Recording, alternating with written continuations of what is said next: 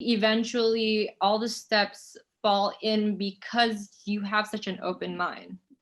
So you open yourself up to this idea, and you may not know it, but you're actually planting all of those seeds.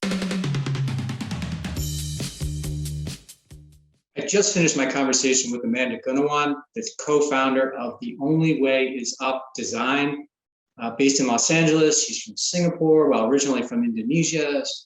Then she grew up in Singapore with a caretaker and knew at a very early age that she wanted to be an architect and a real estate developer, and she's done it. Listen, it's going to be great. Hey, everybody, welcome back to the How Did It Happen podcast. I'm so happy to have you here today. And I'm so excited to be able to have this conversation with Amanda Gunawan. Amanda, thank you for joining me today. Thank you for having me. So here's a little bit about Amanda before we get started today. She is an entrepreneur, love entrepreneurs. She's an architectural designer and a real estate developer. Originally from Singapore, she now lives, at least most of the time, and we're going to get into this because I listened to another podcast and I think there's some split time between Singapore and Los Angeles. So we'll get into that, but she lives in LA, which is where she started her business, maybe 3 years ago or so, with her partner, Joel Wong. We'll get into that as well. What's really cool about, I found really cool about, first of all, the company, which is called OWIU Design, and stands for The Only Way Is Up. And I'm really interested in getting into where that came from. It's such a great name, but not just for a company, just for a movement. I love it for a lot of reasons. But anyway, that's the name of her company. And we're going to get into a very interesting story. And Amanda, I start every one of my podcasts with the same simple question, and that is, how did it happen for you? So I feel like this question gets asked a lot, and I kind of like reinterpreted your how did it happen question to when did my passion for architecture start? And I can't give you an exact day or an exact time. I think it like blossomed for me, but I always start with like this very distinct memory that I have of being a child when I was 8 years old and I was in elementary school. And so we had English class, and my teacher, we have this creative writing assessment, and everybody in class has to write about a particular topic. And then the topic this time was what you want to be when you grow up. And I was just 8. Like, it was a class of like 30 something, and I was just 8 years old, and 3 of us got selected to read our essays. And so I got selected, and I stood up and I said I wanted to be a real estate developer. And I was just 8 years old, and nobody in my class knew what I was talking about. Teacher even asked me to clarify, real estate developer, can you get into that, Amanda? And I had said, very specific too, and I remember this, I said that I wanted to be an architect. I wanted to design buildings, but I didn't want to have a client. I wanted to design what I wanted. And for an 8-year-old, that's just nuts. Yeah. But obviously I didn't have like any idea of like how the world works or like how economic worked. I just wanted what I wanted. And then it's such a distinct memory because it's such an odd thing for an 8-year-old that my parents, like during the parent-teacher meeting, my mom, like teacher actually had the conversation with my mom going, did you know that your daughter wants to be a real estate developer? I think we kind of need to talk about this. And my mom came home. It was like a funny story to them, even nobody took me seriously at 8. When they came home, my mom was like, I heard you want to be a real estate developer. And I was like, yeah, I do. And it's one of those things that parents like share among each other, like uncles and aunts like kind of like look at each other and like laugh and when they think about it. But I mean, fast forward 22 years later and I am on my way there. So okay, so where did the real estate developer thing come up just as you were thinking about the assignment, or had that been something that you had been thinking about before the assignment? the thing is, I never really know, like I was always the type of person that was very focused Yeah. on the thing itself and not so much the external world. So I always had, like as a kid growing up, I had my internal world, and I like I spent a lot of time in that. And that kind of like, and my love for architecture kind of blossomed there. Like I knew I wanted to be an architect because I knew that I wanted to do something in design, because I knew that the way that I process information and I take it in is through like perception and all of that. And then the way that I express it was always visual. That was how I felt the most comfortable, how I felt like I could give, like, and I could be the best version of myself. Yeah. And Okay. so I always knew I wanted to do design, but then I wanted to impact on like a very large scale. And then I became super, super fascinated with architecture. And I was always surrounded by so much good architecture around me. And I really like the process of problem solving.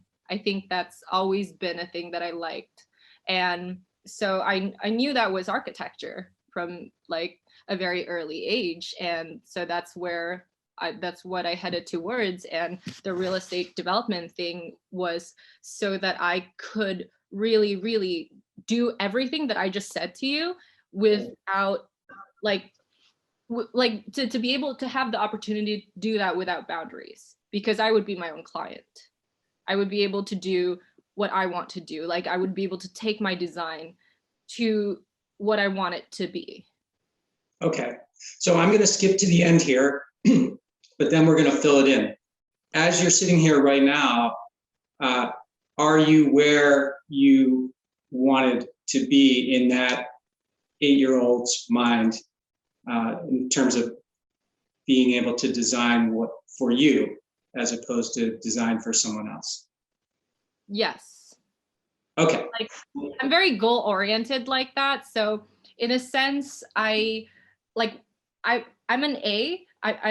I'm at A, and then as long as I see Z, like I don't need to see B, C, D, E, F.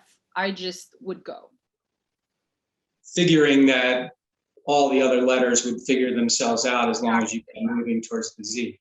Exactly. Okay, cool. I like that. So tell me about your parents and what it was like growing up. I want to kind of understand what the influences were on you. So I had a very, I'm like the youngest of 3 siblings. They're all girls, and I had a very odd childhood compared to them because I'm a lot younger than them. My first sister is 10 years older than me. And because there was like because I was born in Indonesia, and then there was a civil riot that happened. And so because of that, my parents had to make the tough decision of moving me to Singapore when I was just 5 years old. And because their work was mostly in Indonesia, they actually had me, they had to only see me like once every couple months because they had to take care of their work. And I kind of had like a caretaker take care of me. So in that way, I kind of grew up pretty like far from my parents. And I was under the care of mostly my caretaker. That kind of made me. What about your sisters? Sorry to interrupt. Where were they in this? Were they? By that time, my sisters, they were with me too, but Okay. I think they had like 1 or 2 years, and then they moved to America for college. Okay. Okay. Yeah. And so go ahead. I'm sorry I interrupted you. No, not at all. And so I was mostly under the care of my caretaker, and I kind of like, it gave me a lot of autonomy. And I think having that much autonomy, it made it very important for me to really get to know myself. It gave me so much time to get to know myself because a lot of like minor and major decisions were now going to be made by me and without like parental guidance per se. And because of that, I'm thankful because it made me very independent. It gave me a lot of time to really discover who I was and to be able to be assertive and make decisions at a very young age. Got it. And how long, you mentioned the parent-teacher conference, how long after you had, written this paper and said that you wanted to be a real estate developer, did the parent-teacher meeting happen? Because I'm trying to understand, if your mom was surprised by it, for example, and you weren't like shouting from the rooftops, all day, this is what I want to be, this is what I want to be, this is what I want to be. I would say it was about, maybe they have it like once every, like 4 times a year. So maybe I would say 2 months. Okay, so but it was something you mentioned earlier that, you kind of created you said my internal world, and I was a very quiet kid. Yeah, okay. I was a very quiet kid, and I had a corner where I would just like create things. Like I would love making comic books. I love just like writing stuff and like drawing, and I was a quiet kid. So like I would imagine for my parents to get to know me, and they did, by the way, they had to snoop into my journals a lot. Oh, okay. Yeah. So do you remember having to when you left Indonesia? I mean, 5, you probably do have some memory of. I do. Actually living there, and that had to be tremendously difficult to be separated, leave, and then be separated from your parents and I guess the rest of your family, with the exception of your sisters. I'm not sure how all that worked. How did it work? I think when you're a kid, you're generally more accepting of things, like because for me, like my school actually stopped halfway within the week, and I remember this. I remember it was bad, like it was a bad situation all around. There were riots everywhere, and as a kid you can kind of sense it, right? Like you can sense that something is wrong, but you don't really know like the political intertwinings of what was actually happening. You just knew that nobody was happy, like the adults weren't happy. And then all of a sudden you have school, like I was in kindergarten or playgroup, and then like all of a sudden, like midweek, I don't have school anymore. And as a kid, you're just happy. You're like, oh, yay, I don't have school anymore. Sure. Yeah, exactly. And like I was just playing at home, playing. But I remember this one time it was in the middle of like one of those adventure things that I was having at home, like just, kids like make believe and stuff like that. I was on my like house, the patio of my house, and I look out and I could see people rioting. And it was just not good anymore, because like even as a kid I could sense that like violence was happening, something's happening, and everyone's nervous, like there's this energy. And like it was the kind of thing where like these writers would come, and like you would be like, obviously at that time I didn't know because I was a kid, but people would be scared that they would come into your house, because if they do, then okay, great, like they're going to start wrecking stuff or something. Like they were just like nervous. Like my parents were super nervous about this, and I had no idea, but standing on that balcony, like I could sense that something was wrong. And so it's kind of like as a kid you are very in the moment too, where it's like, yay, I don't have school, and then you're playing in the balcony, oh, something's wrong. And then my parents are like, we're packing your bags, we're going on a trip to Singapore. They didn't mention that I was going to stay there forever. right. And to be fair to them, I don't think they knew that either. I think they just wanted to get us out. And so I loved going to Singapore. We had a house in Singapore, and I thought it was a vacation. So I just packed some stuff, and it was very exciting for me. Like, oh, we're going on a family vacation. And then I'm in Singapore and everything's happy. And then all of a sudden they're like, okay, you're going to stay here. We're going to start school. And I don't really remember what I was feeling, but I imagine it was very in the moment. Yeah. But I do remember the airport ride. I remember riding from my house to the airport. And I remember that being like, I was so young, but I can remember like very vivid scenes of like how traumatic that was, because we had people in the military take us to the airport. And I know my parents were super nervous about getting stopped, because if you get stopped, like, because the riot that was happening was against Indonesian Chinese, and that's what I am. Okay. So if you get stopped and you're Indonesian Chinese, you'll never know. You'll never know what's going to happen to you. And so I remember they were just kind of like holding their breath, almost like just trying to make it to the airport, because the moment they make it, then like we're safe. But like, yeah, that it was like every time I think about it, I can still remember just that nervous energy. Everybody in the car was just scared, and I was just this little kid, but somehow that like stuck with me all these years. And my geopolitical history is a little weak here, but how long did that go on? Because you mentioned that your parents had to go back for their business, and I'll ask you about that afterwards. But how long did it go on? And you never went back. I would go back during my school holidays. Oh, I'm you not would? sure Okay. exactly how the ride went on. I think it at least went on for like maybe the rest of the year or like 6 months. Okay. It was still intense. But and then following that, there was obviously repercussions from that, but it wasn't, maybe it's not to the point where it's unsafe anymore or it's violent anymore, but it definitely made a lot of people move out of the country. That it So was dire. yeah, you could still have been a target or whatever as Indonesian, Chinese, or something. Exactly. Nerve-wracking. Yeah.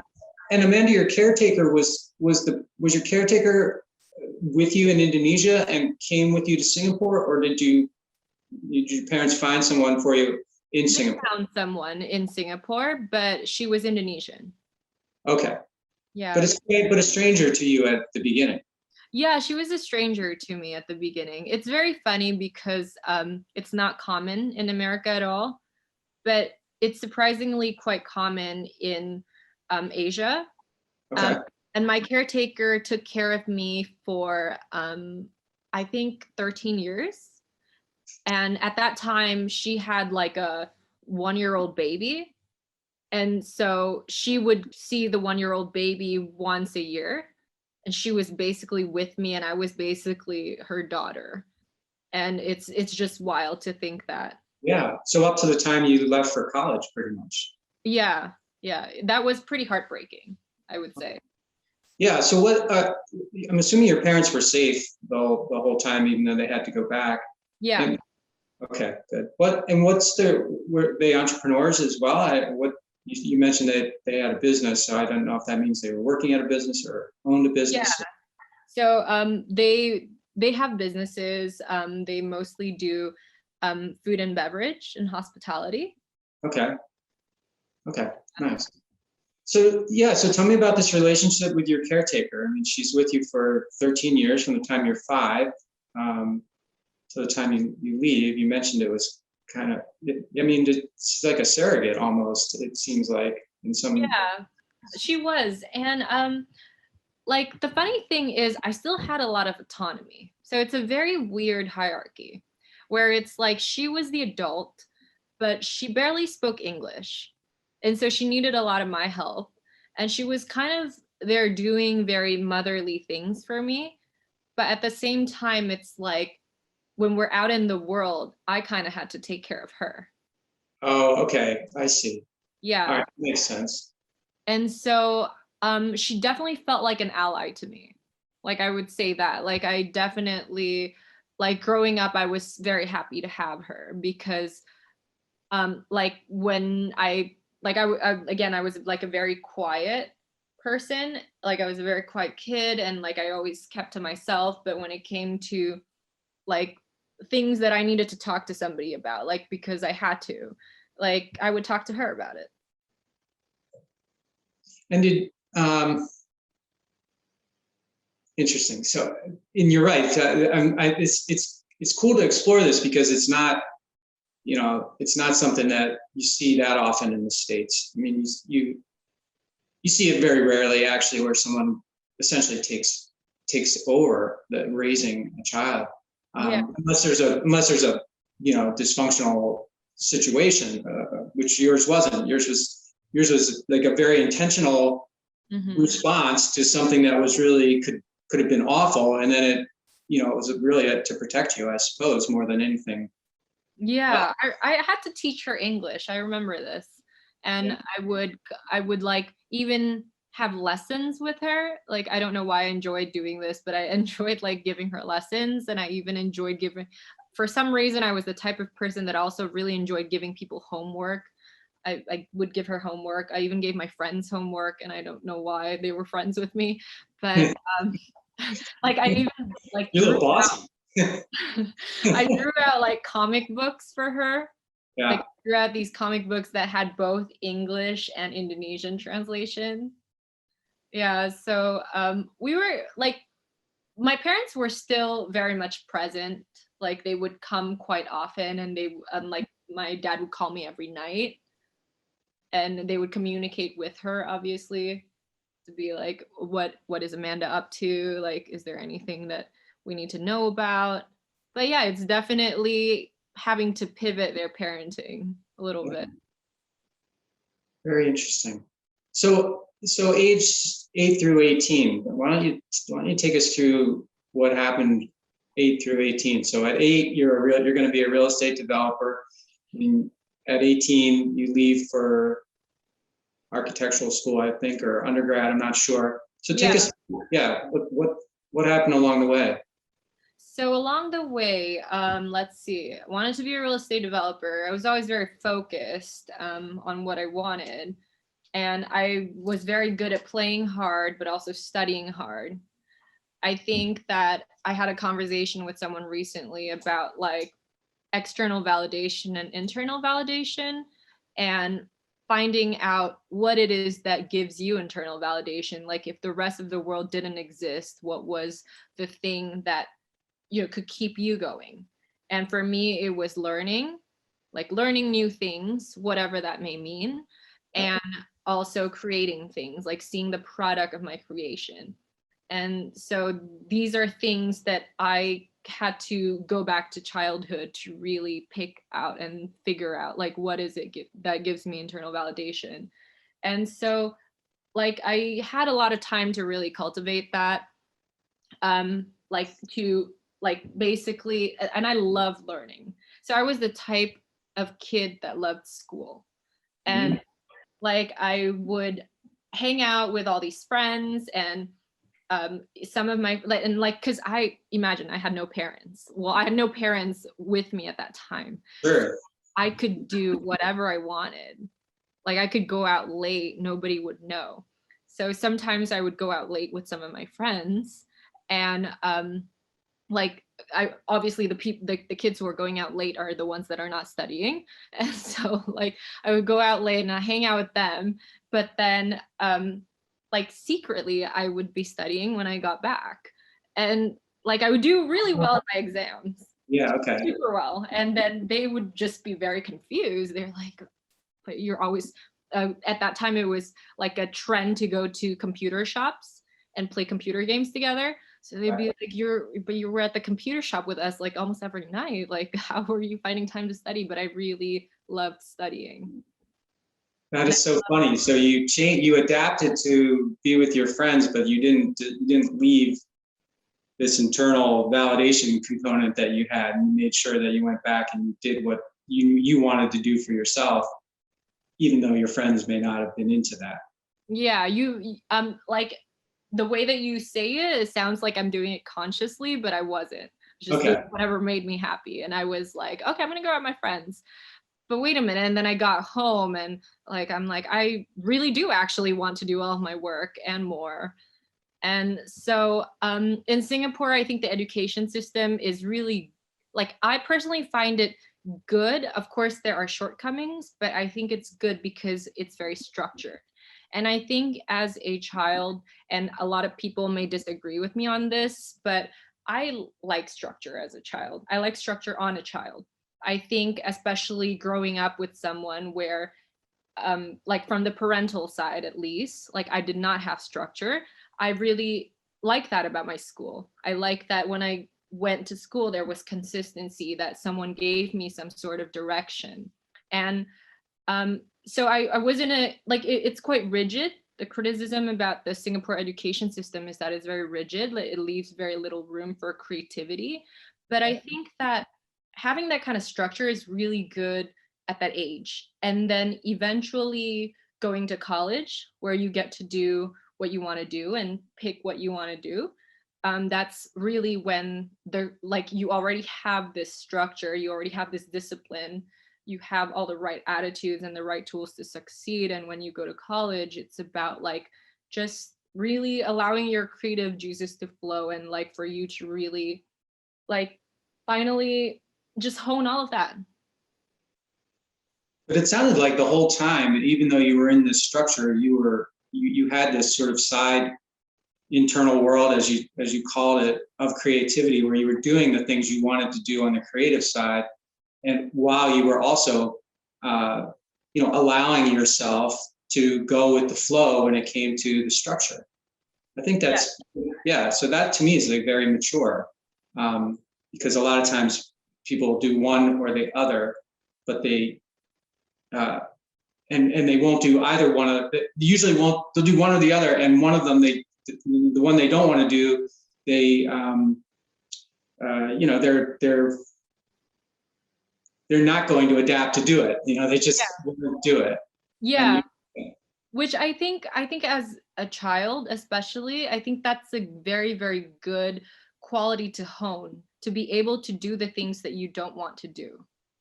So to, like, for example, exercise for me does that too.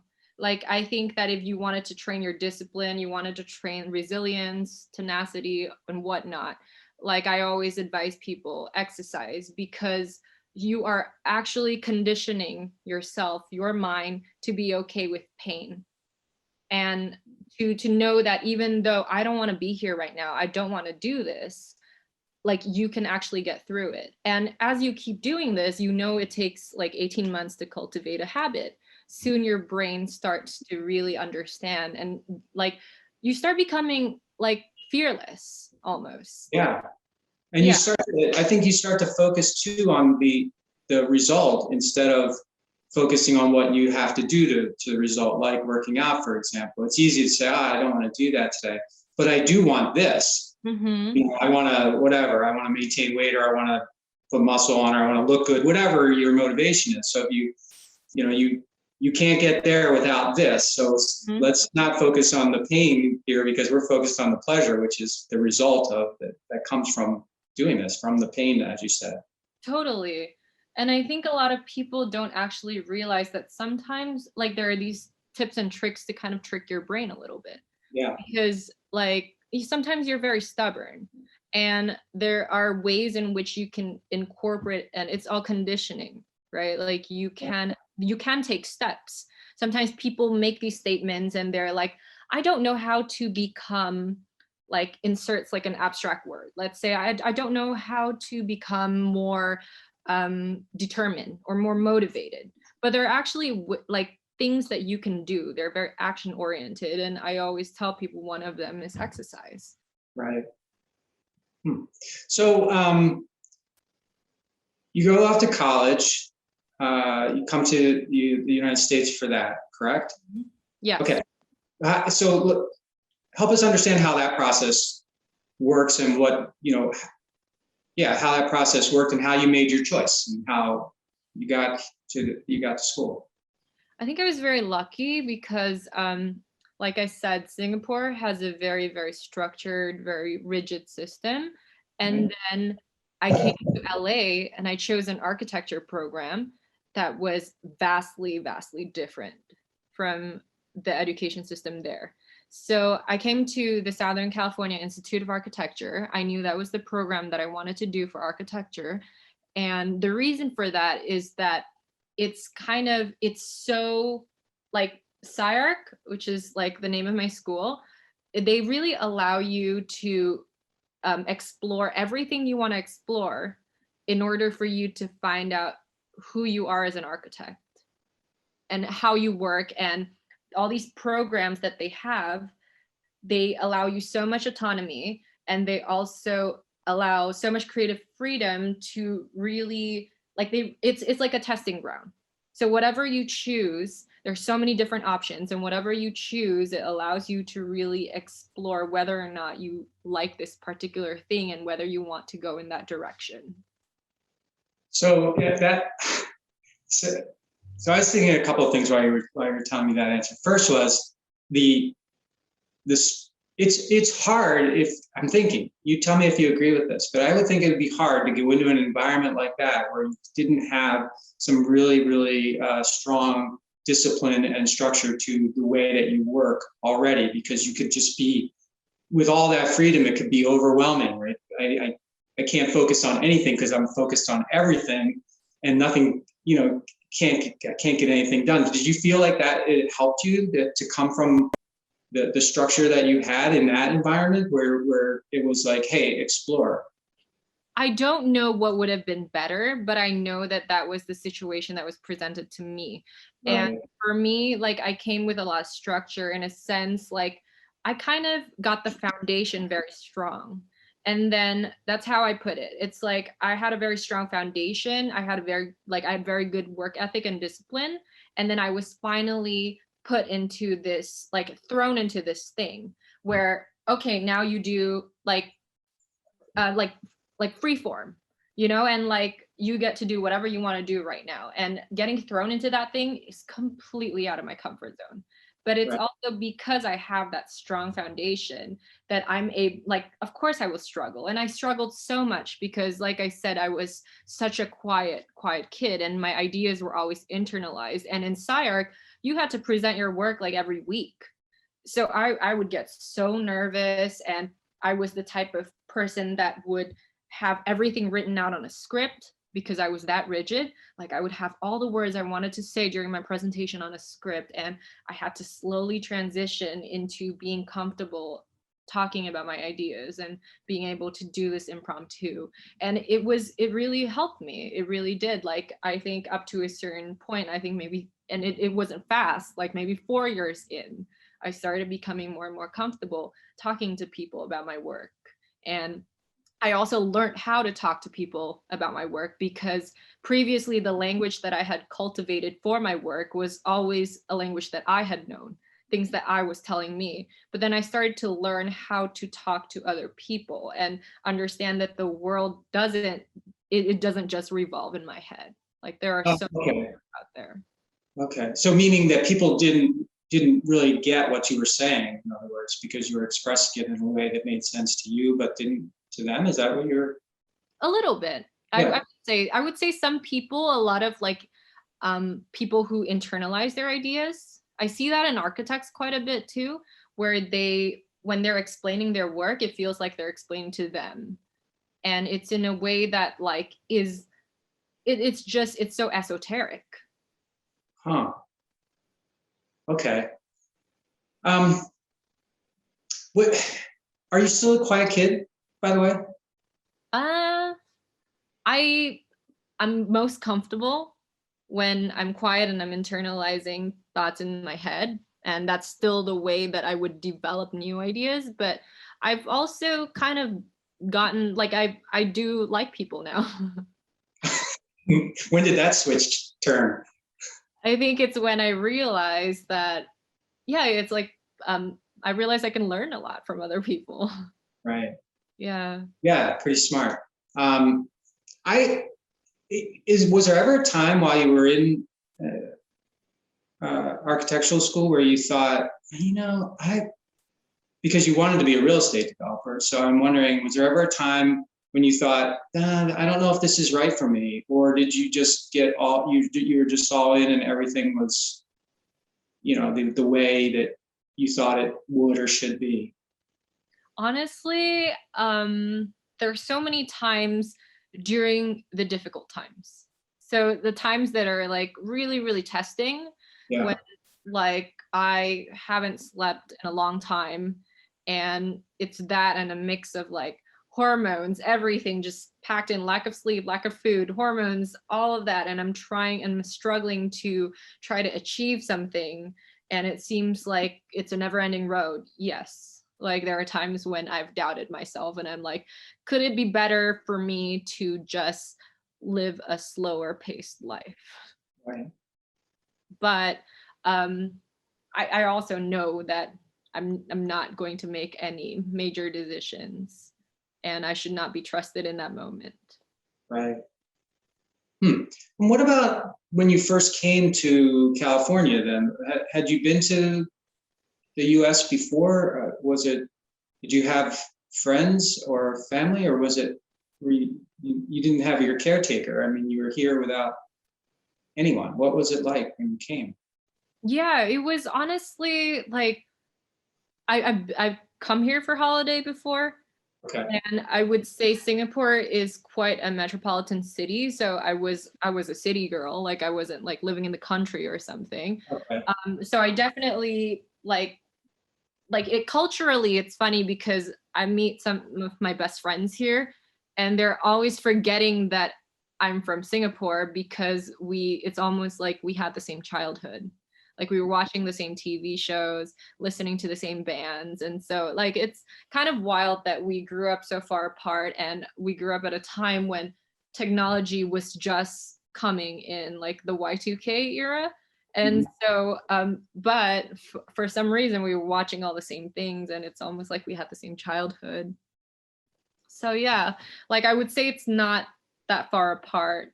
And like I really am very, very thankful for the community and the friends that I have made in LA.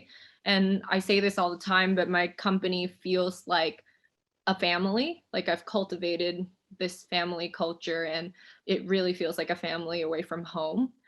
And it's not just that, but I would not have had the confidence to start my own company here in LA if it wasn't for the fact that I felt like I had the support of the people around me.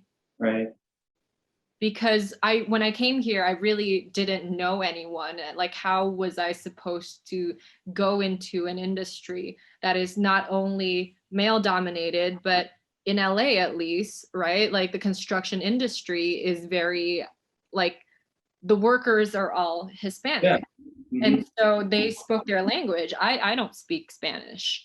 So like all of that, it's just that all came kind of like what I told you from the beginning. From like I saw Z and I kind of let B, C, D, and E flow in. And you'll be surprised by just how fortuitous some of these events are, and how it worked out for me in a way that like it was almost meant to work out. Yeah, well, a lot of times I feel like a lot of times that happens when you go A to Z and you don't worry about, oh, I could never get to Z. Mm-hmm. So I don't even start to go to B. Mm-hmm.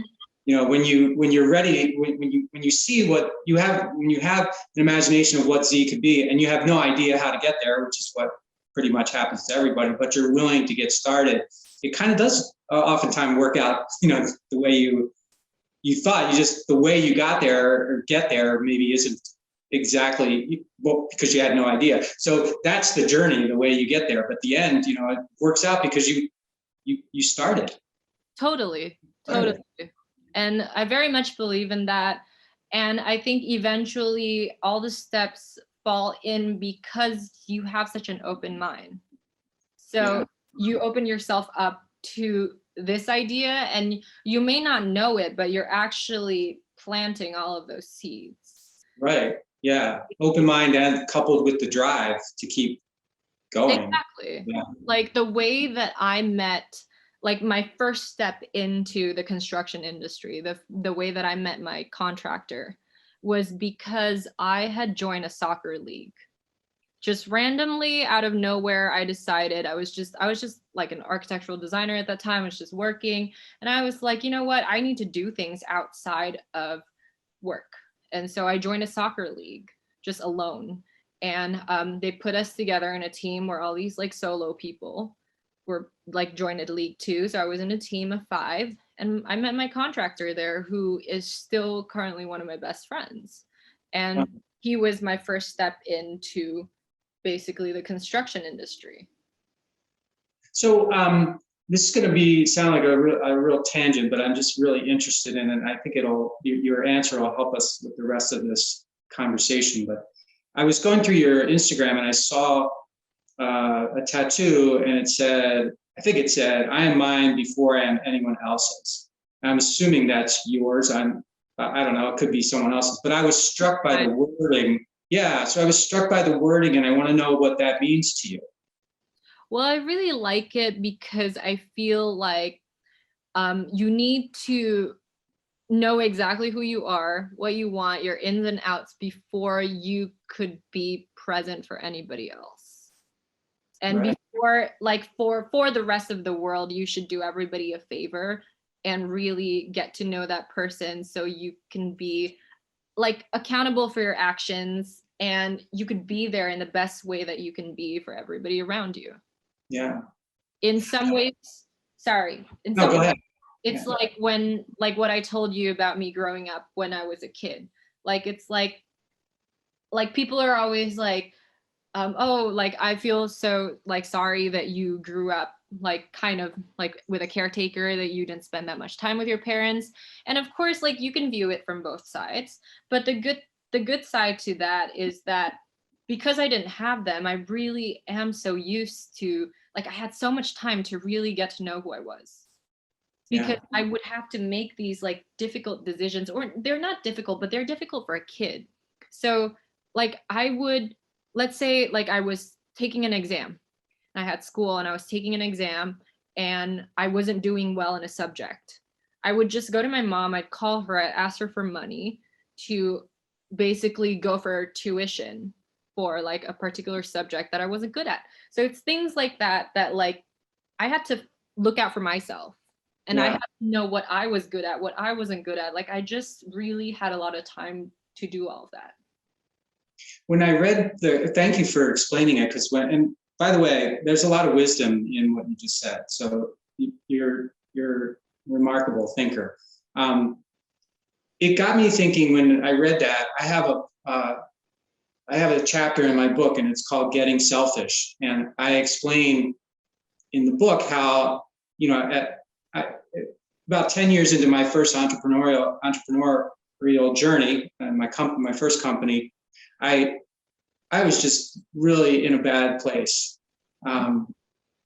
Confused, uncertain, afraid, didn't know what to do. I mean, we had, on the outside, it looked like we were doing well, and we were, but the whole, like a lot of the reasons that I got into it, for the freedom and for all of these other things, I had less and less of that, because I had sort of designed this system that everything depended on me, and it really got me to a bad place where I wanted to quit. I wanted to get away, and I wanted to do all these things. And then through a combination of different influences, I finally learned that if I can't get clear about what I want, Mm-hmm.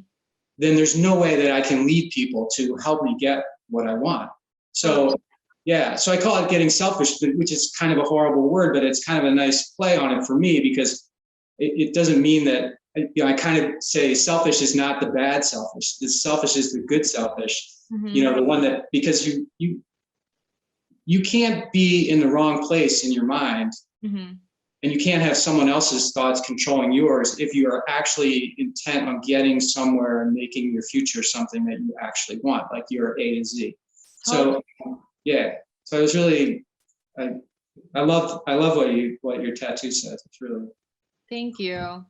I think it's very important for people to know like what is what is in their control and what's not. I think so. In a sense, like I would give to others as much as I can, but sometimes I know when it's their path to take. Yeah. So I know it's not something that I could like I can't change somebody's direction this way, but I can assist or I can support. And I think it's also important that like as you get to know, it's really important to get to know yourself so you kind of know your role in people's lives too. So in a way, you're not being selfish. Yeah. Like I know what I can offer to a person. What I've been doing with my company lately is that I've made them take personality tests. And it's not because I'm trying to figure somebody out or like define them. I'm not. I'm trying to because I know myself and I know what my role is, and my role is kind of like a almost like I'm good at being like a conductor. Like I'm good at like trying to get things together and seeing what the big picture is. And so I've been getting them into these personality tests so that I can set up a way in which they will succeed. Right.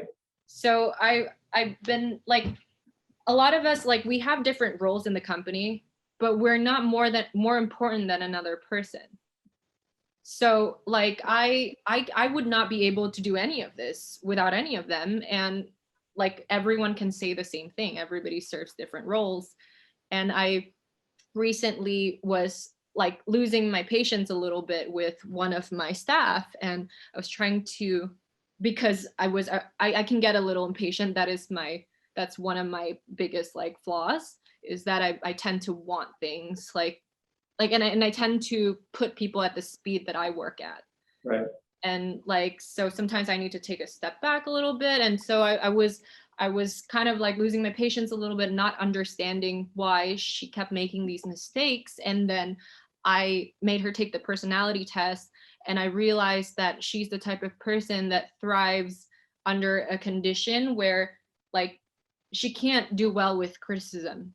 Not like whether it's like good or bad, like it like basically like handicaps her. And so I realized that I wasn't putting her in a good environment to succeed. And so I started to change my approach. And very quickly, I started to see her take more initiative. And granted, she's not perfect, but I can see that I'm now setting her up for success. And that's kind of what I want to do for the rest of the people. Like, that's why I'm making them take this test, and like, so that I could help them, like help cultivate this environment, basically. Sure. Yeah, so smart. Which test are you doing? I'm just doing the Myers-Briggs. Myers-Briggs. Okay. Yeah. Because there's a lot of different ones out there, of course, and they're all good. But I think one of the I use a test called Kolbe, Kolbe. That's really it's really good because I think it's a little bit easier than some of the others, but it measures your connotative process, it's not a personality process. So it really gets how you're actually wired on 4 different criteria. Anyway, I can get into that with you later, but the fact that you're doing it is really smart, because what I think happens a lot is companies do that. They have you take whatever test it is, Myers-Briggs or DISC or whatever. And then it's like, oh, that's really cool. That does sound like me, yeah, it got me, right? But nobody else knows anything about you, in order for people to work together, they have to share that information. Like you said, totally. I need to know who you are in order so that I can work best with you and you can work best with me. Mm-hmm. If I know that, if I don't know that, your criticism, just takes you right down to the cellar, no matter how mild I think it may be, or positive for that matter, then we're always going to have this problem communicating, always, because I don't understand you and you don't understand me. Totally. So really smart. And like looking at these personality tests, it's not to tell you what you already know, it's to tell you what you don't know. Right. So it's, for me, when I look at that, I'm not looking at the results and embracing what I am looking at the results and seeing where can I learn to be better. Yeah, good point. And I guess what I was thinking when I said that was the person who gets it usually reads it and they're like, yeah, that's pretty much me. But that doesn't mean the person that they're working with knows that's pretty much them, Yeah. It's important to also like own everything. Say like own everything, meaning like your good and your bad, because everybody has goods and bads, and like to be able to share that. Right. Yeah. Very smart. So let's talk about how you got the business off the ground. So you get out of school and you go to work as an architect, or you go to work in construction? So when I graduated, I worked for a company. I landed like the job that I wanted from school. Okay. So it was to work for this architect who I totally admire, like an LA architect called Thom Mayne. And he's great. He's amazing, like legendary. And I was very, very lucky to have the privilege to work with him. So I worked for him for a short time. And then the funny thing is my partner and I we always took part in like competitions. And they're kind of conceptual competitions, but we would just enter random competitions while we were in school. And at that time we had won this one furniture competition, and it was just a conceptual furniture competition. And for some reason, because of like social media and stuff like that, that image kind of got disseminated and passed around quite a bit. And then somehow Paris Design Week caught wind of that. And they had asked me if I wanted to exhibit that furniture. And which was like a pretty big honor for me at that time, like especially being that young, but the chair didn't exist. And so it was a conceptual competition, but and they were very open about it. They're like, if you wanted to make it real, if you wanted to build it, you can, and that space to exhibit is yours. And like my partner and I kind of just looked at each other. We were like, should we do this? And we're like, you know what, let's do this. And so I told my company, they were so supportive. Like they were like, you know, we totally understand, because I didn't want to be doing two things at the same time. Right. Even though I really did love my job and I was just excited about what was going to happen as well, like the future in that company, I was also excited, and I felt like this was time sensitive. And so that was the trigger that tipped me over to leave, and my partner left too, and we decided to start our own company. And did you build the piece of furniture? Did that all? We did. Go to Paris? Okay.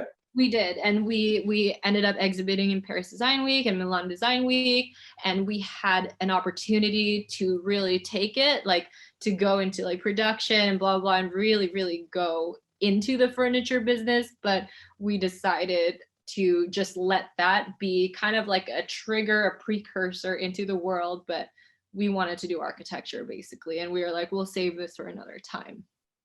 And your partner, Joel, if I read correctly, you actually knew him from high school. So how did the two of you get together in the States and get together at the same company? So he, every Singaporean has to serve the military.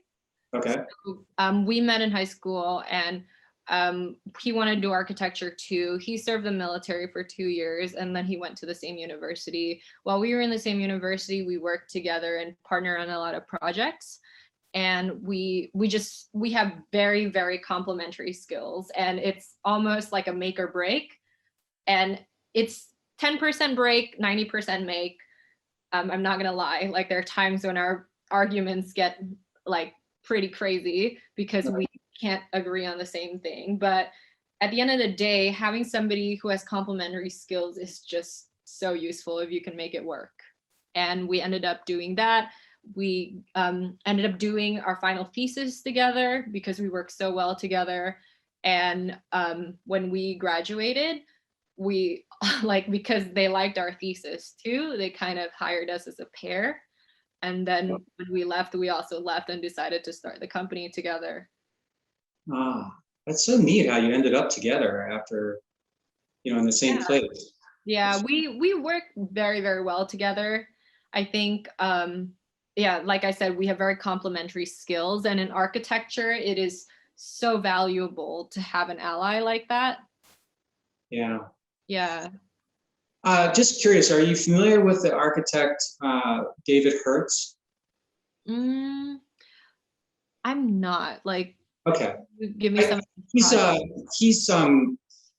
He does homes mostly, but phenomenal homes. Like he built the home out of the 737 or airplane in, I don't know if you're familiar with that home or not, but he's close by. He's in, I don't know, Santa Monica or something is where he's based. So I had him on the podcast, so I thought maybe it's an introduction that could be helpful. But anyway, I thought you might know.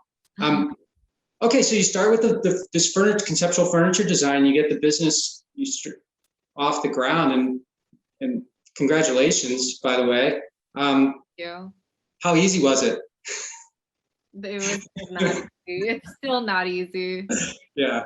Yeah, it was not easy. It's still not easy. And there's always this, I'm sure you know this, like entrepreneurship from the outside always looks like a movie, but but you miss out like really all the non-pretty parts. And it's not just like the big struggles, but all the self-doubt, everything that comes in between. But every day when I ask myself the same question, like, do you see yourself doing anything different or doing something that's not in architecture? And my answer is always no. Right. So I know And I'm in the right place. okay. And how are you getting business, or how did you attract clients, right off the bat? It's honestly come so naturally right now, because architecture is one of those things it's about not just aesthetics, but it's dependability as well. And word of mouth is a very big one. And I think if you keep doing good work, it kind of it would just keep snowballing like that, Right. because people will share it and there are always people who want to do houses. And it looks like you're doing um, a lot of different kind of work. I saw gym spaces. I saw a coffee shop. I saw the Nabisco. Maybe that's your apartment, and other things that you've done there, which is really cool, by the way. Thank So you. do you have a particular focus or a place where you want to be? Another Z, for example, where you want this business to be? I think the Z for me is still the overarching thing of wanting to be a real estate developer. Okay. So the trajectory, like BCDF, will keep I'll keep pivoting in a sense, like, yes, it's architecture, but after doing Biscuit Loft, which is the Nabisco Loft, I realized in order for us to really stay true to everything that we believe in, which is progressive design, but really thoughtful design, like careful craftsmanship, I needed to be hyper sensitive about the construction. And in order for me to do that, I need to have my own construction company. So that's when last year I actually took that step and made productive use of COVID and started my own construction company. And I'm very proud of like the team that we've assembled so far, because everybody is working to the level of detail that I want them to work at. And it's almost like my mission for the construction company is to train them to all be craftsmen and to have this mindset of like constructing pieces of architecture that is not just about like, it's not like you just want to get the job done. It is an obligation to the craft itself to kind of finish it to the best of your ability. And that's what I'm trying to instill. It's like a team of like these these artisans. And like, it's a small team, but I'm very happy with what we've achieved so far. But at the end of it all, like, yes, I would like to come up with a portfolio of houses that we, using our design and our construction team, have managed to really, so it's like right now we take a lot of client jobs for both the design and the construction team, but I would really like to see it come together and create my vision for the portfolio of properties. Nice. Yeah. And the construction company, is that where your soccer partner came in? Are you working with the person you met on the soccer team? Well, so yes, I met him, and then the funny thing is, so he's a contractor. He also became one of my really good friends, and his like he had like a lot of construction, like he had a lot of ties in construction and stuff like that, but he's slowly transitioning into following his dreams, which is completely unrelated to construction. So that's funny. So 3 or so years into your entrepreneurial journey, what advice do you have for people like you that are talented, that have, a passion for something, when it comes to, taking the step, which is it's a big step to become an entrepreneur and start your own company? I think that things shouldn't be built on a fantasy or a whim. I think it should be very carefully thought about and evaluated on so many angles. I think that when it comes to execution, a lot of it is discipline. And so discipline is action oriented. So meaning you can hold yourself very accountable to these things. For example, for me, because I'm Singaporean, I had to apply for this thing called an entrepreneur's visa. And that was very good practice for me, but I think everybody should do this. What they had asked for, what the US government had asked for me was like, basically, like they had asked for projections, they had asked for a list of clients, they had asked for like an entire, like I think I wrote like 100 over pages, like a business model that was going to work. And I needed a CPA to sign off of it. I needed lawyers to sign off of it. And obviously you don't have to go to that extent, but like that practice of coming up with projections for yourself, those are like basically what's going to substantiate everything and the first steps to planning. And I think that's important because it's great, while it's great to have that vision, while it's great to keep dreaming, you do have to have these substantial things. If not, you will, like, I mean, you'll have a lower chance of succeeding, basically. Right. You have to get ready. You have to get ready to go. Exactly. Well, Amanda, this has been fantastic. I really enjoyed getting to know you, and your journey has been so interesting, and you're very wise for a person your age, and I've enjoyed hearing and learning how wise you are. So thank you so much for coming on the show. How do you want people to connect with you? Instagram would be good. Pretty active on Instagram. Yeah, and that's Amanda GNWN. That's right. Okay. Thank you. All right. So my pleasure. Thank you so much for being on the show. Thank you for listening. And until next time. Thanks for listening to this episode of the How'd It Happen podcast, where we believe that success doesn't happen unless you make it happen. You can subscribe to the podcast on Apple Podcasts, Google Podcasts, Stitcher, or wherever you like to listen. And while you're there, please rate it and leave a comment as well. I'd love to hear your thoughts about the show, ideas for future guests, or whatever you'd like to share. And of course, you can always find me at MikeMalatesta.com. See you next time. Thanks again for listening to the How'd It Happen podcast.